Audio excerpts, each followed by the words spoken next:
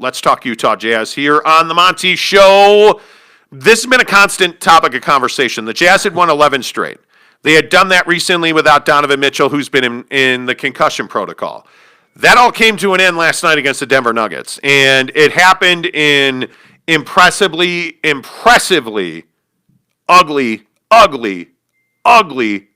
fashion to the Denver Nuggets, and Nikola Jokic put up 47 points on Rudy Gobert. And it wasn't accidental. Was the loss a product of threes? Yes. The Denver Nuggets came out and shot the lights out. The Jazz did not. Rudy Gobert is going to be a topic of conversation every day for the rest of his Jazz career because of this contract. Like it or hate it, it is what it is. Right. Rudy Gobert played terrible defense last night on Jokic. And this is the problem for Rudy Gobert, and I think a lot of Jazz fans don't want to talk about this. Rudy Gobert cannot guard the perimeter.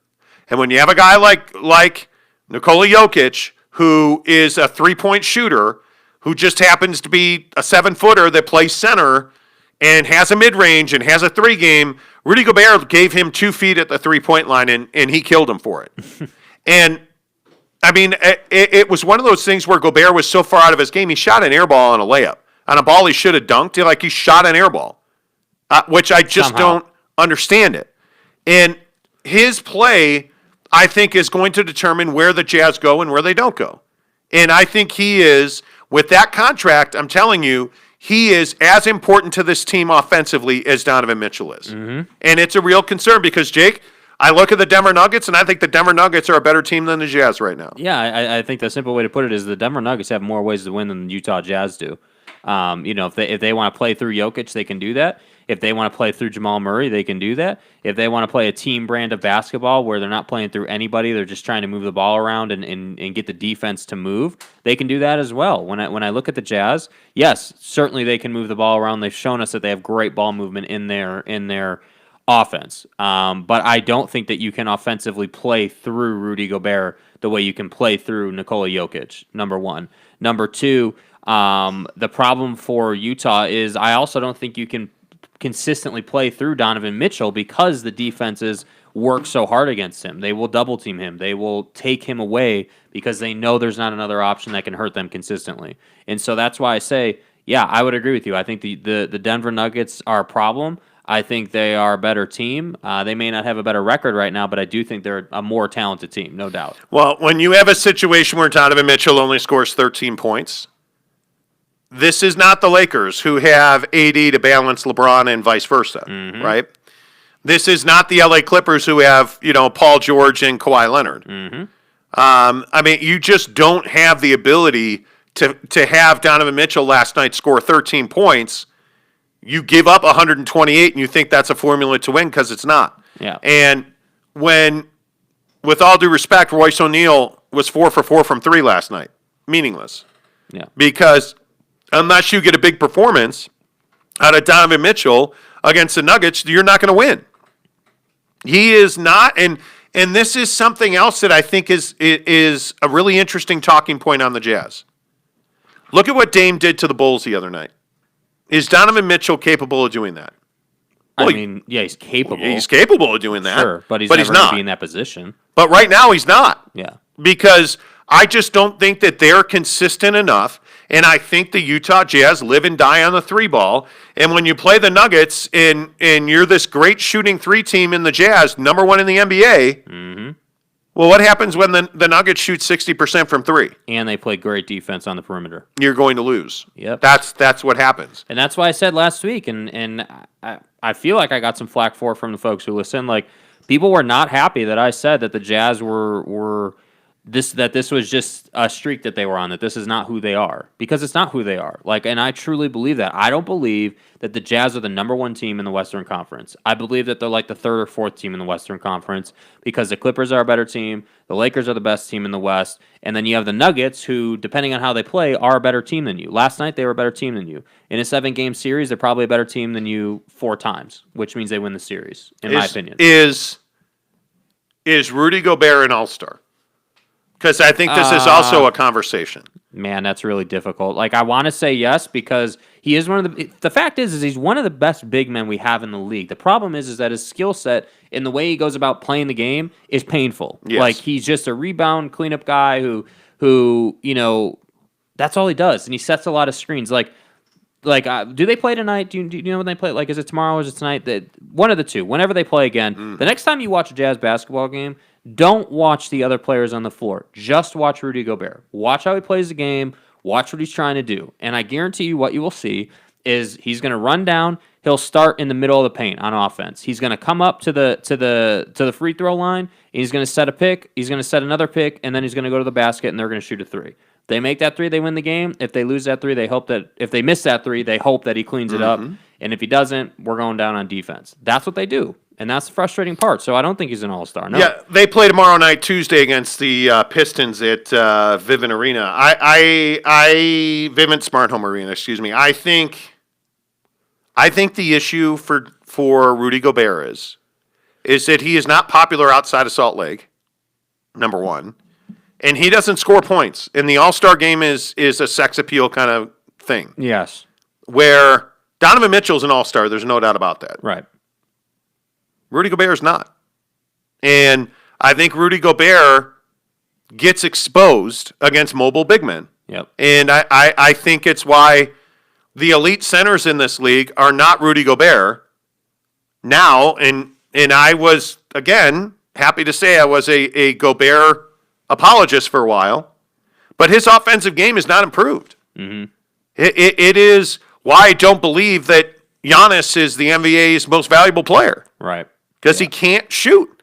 Yeah. And it's why I consistently ask, why do teams play him tight on the perimeter?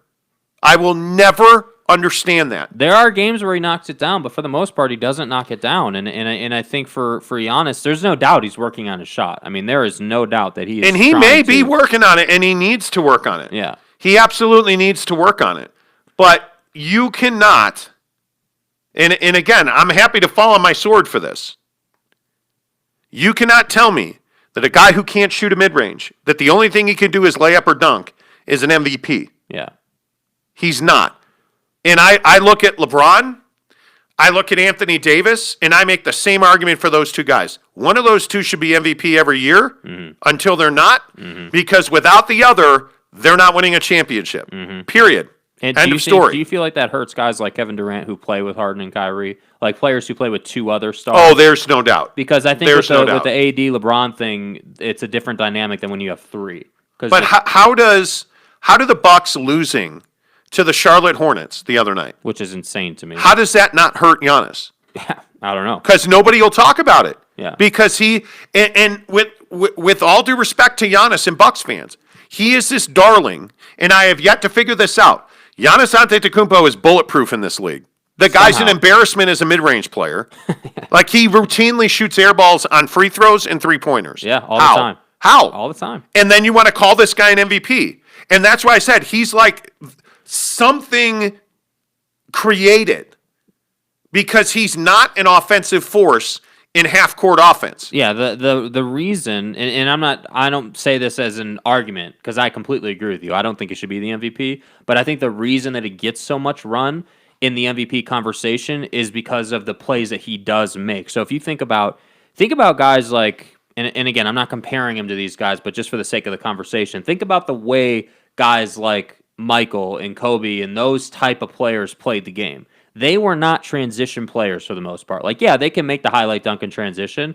They made their living off of the mid-range and skill, right? That's how they made their living, and that's how they were able to put up consistent numbers constantly. Whereas a guy like Giannis, and Harden was like this for a while until he improved, but Giannis just makes his living getting up and down. He's just going to out-athlete you, and he's going to run down the floor as fast as he can, and that's how he gets his points. And so when you're playing half-court offense in the postseason, you're going to lose because you don't know how to play half-court offense, because you can't shoot a mid-range game, you don't have a back-to-the-basket game, all you do is get fouled. You'll never be what Dame is to Portland. And I'm sorry I keep using his name, but you're never going to be what Dame is in Portland. A guy that when the game's on the line, there's only one guy that's getting the ball. Yeah. And in Milwaukee, it's not Giannis. No, it's Chris Middleton. That's exactly right. And in Utah, it's not Rudy Gobert. It's Donovan Mitchell. It should be anyway. Like, I look at that loss to the Nuggets last year. Who took the final shot? Mike Conley. Did it go in? Nope. No. Should it have been Donovan Mitchell, who was wide open on the other wing? Yes. Yep. Was it? No. Did the Jazz win? No, they lost. For Dame, there's no it's not C.J. McCollum. Right. It's Damian Lillard. But there's clearly defined roles, and I think whether you're looking at the Lakers, whether you're looking at Portland, and I would even use this with the Nuggets. I mean, the Nuggets have three, essentially, when they're on the court. Gary Harris isn't a superstar, Yes. but they have Gary Harris, and he does play a big role for them. But at the end of the day, when you're looking at their team from the big picture perspective, it is Jamal Murray, and it is Nikola Jokic. So they essentially have a big two, and Gary Harris is kind of the Robin to their Batman, And so that's why I say for the Jazz, like, if you're a Jazz fan, I would not be getting your hopes up. If you're a Jazz fan, I think you have to understand that your team is literally make or break on the three ball. If they shoot at a high percentage in any given game, and they're going to win. But that's why you see they're such a streaky team. And that's why, like a couple weeks ago, we talked about should Quinn Snyder be on the hot seat. I don't think he should be on the hot seat. I think the GM of this squad should be on the hot seat because this team is just so desperate to shoot and make a lot of threes to win games. Well, Sojo B-Man, what's up, my guy? Good to hear from you. Says Jokic is the best player on the court and such a horrible matchup for Gobert. He takes Gobert out of what he does best, but I think the two teams are relatively equal with a slight edge to Denver. I don't mind that. I would agree with that. I don't mind that at all. I'm not saying that Denver's like somehow way better. What I'm saying is that, again, the best way that I can think to say it is they have more ways to beat you. That's how I like to say it, because I'm not saying that they're an outright better team. The Jazz have a better record. I mean, do they still have the best record in the league or whatever? I mean, the Jazz are playing well. Their metrics, listen to me, their metrics are incredible. Like KSL.com had a piece on them. The Jazz have beat 9 teams that are currently in the mix for the playoffs. They like their metrics and their 11-game winning streak are unbelievable. Scoring 124 points per 100 possessions. That's nearly 4 points better than the second-place team in the NBA. Yeah. Right? Over the course of the streak, the Jazz have outscored opponents by 20.5 points per game with Mike Conley on the floor. The 11 straight wins have come by an average of 15.6 points a game. Only 4-point win over Denver was the only game that wasn't double digits. Now, some of that is that they were playing teams that just weren't very good. Dallas. Frankly.